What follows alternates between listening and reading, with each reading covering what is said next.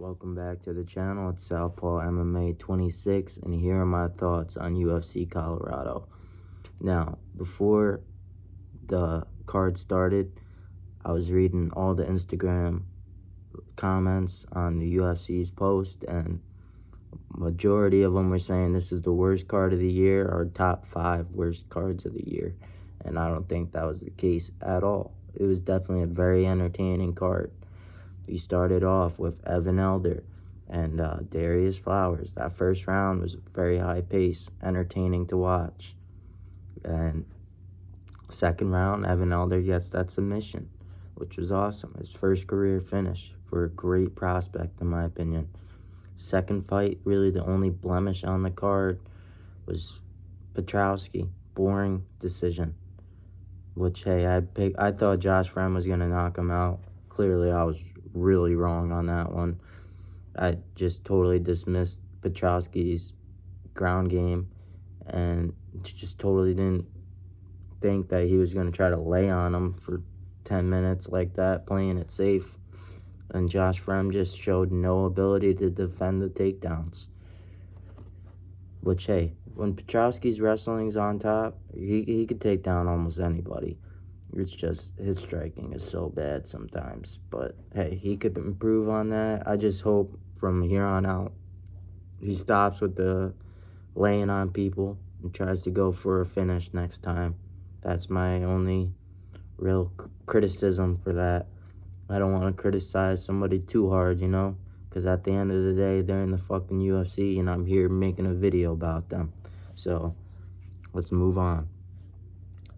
Santos got a nice submission win, which I predicted that fight was not going to go the distance. Check mark on that one, nice. Then, Montel Jackson, bro. I was telling mad people on Instagram who were picking Blackshear, like, watch out, Montel's got good hands. He's got, like, a knockdown in 6 straight fights. He's dangerous. What does he do? Goes out in there and knocks him out. The first time Blackshear's been KO'd. I think it might be the first time he's been finished, Blackshear. KOs him in 20 seconds, out cold. Head hits the canvas hard. That was a brutal 1-2. Super lightning fast. I was literally in the bathroom when I had the bath. I was literally peeing.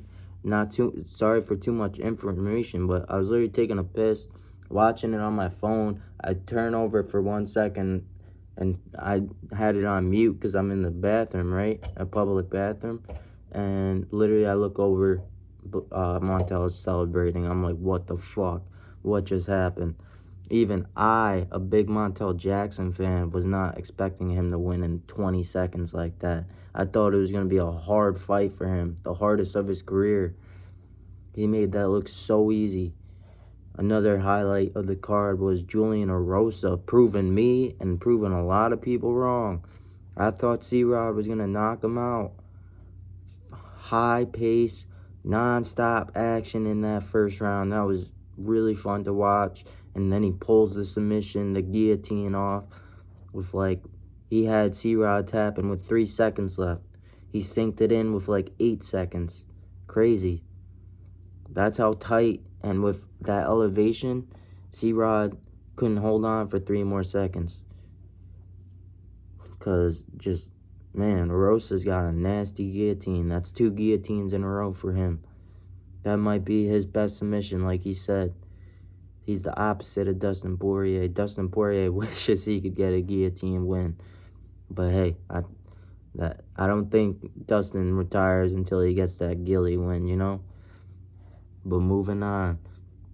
One thing I did not like was Cody Brundage trying to milk it again. Now, I get it. He did. First off, the fight could have been fucking finished. They could have stopped the fight right when the first elbow landed, which was clean. That basically, like, flash knocked him out. Second of all, like, when the doctor was doing follow my finger, Brundage looked like he was following the finger all right. Then all of a sudden, he started going like this, going like that. And then once they announced that it was going to be a no contest, he tried to act like he was okay.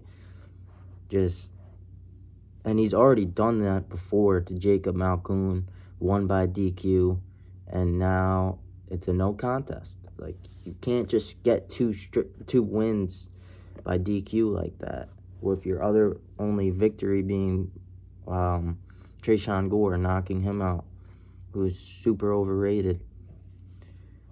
But it is what it is. Most fans know that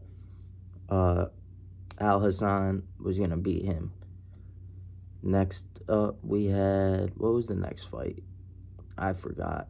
This card was loaded, man. There was some great fucking. Oh, I skipped Joshua Van versus Charles Johnson. Holy shit, that fight was crazy. The commentators were glazing Van slightly.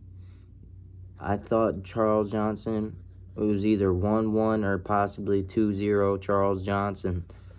But then Johnson goes out there in the third round like he needed a finish. And damn, dude. Overhand on the temple, had him wobble. And then a nasty uppercut sent him to the canvas. I thought it was a great stoppage by the ref, stepping in right away. Not letting Van take extra punishment. He's only 22. He'll bounce back.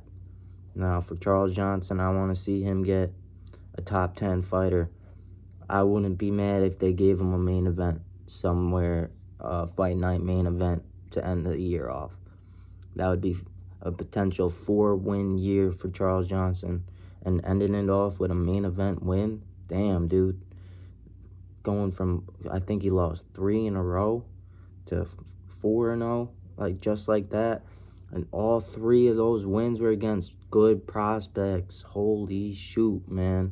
What a turnaround for Charles. Then, what else did we have? I mean, Drew Dober versus Gene Silva. That was insane, man. Drew Dober showed his chin is still there. That is pound for pound one of the best chins of all time. To take that many spinning elbows, still be willing to fight. I mean, I don't consider him being knocked out. It was a doctor stoppage in the third round. I think it would have went to the decision, but I'm kind of glad they stopped it because it was gross and that was horrible. That could have been bad. So, and I just don't think Dober was going to be able to find the finish anyways. Gene Silva was just going to keep picking them apart. Co-main, we had Ponzinibbio versus Muslim Salikov, and Ponzinibbio kind of sold a little bit, thinking he had the fight in the bag, going for that takedown in the third round and not really doing anything with it. And the other time he landed a takedown, just not really doing anything with it. Now, in my opinion, I thought Ponzinibbio won, but in the third round like that, in a really close fight, you have your opponent down like that, take some chances, try to, land just a little bit of ground and pound. Maybe try to sink in a submission. If they get up, it is what it is. It's not like you were that far behind in the striking. The striking was pretty even. But just a mistake by Ponzinibbio, I think. And then the main event, I kind of fell asleep after the first round. It was really late. It was like 1 a.m. where I live. But Thug Rose kind of dominated from the looks of it. And this card was awesome, man. I give it like a 7 out of 10 when most people thought it was going to be like a 2 out of 10. Now, next up, we got Jana Robia versus, who the hell is she? Amanda Lemos. And I'll be posting my picks for that card.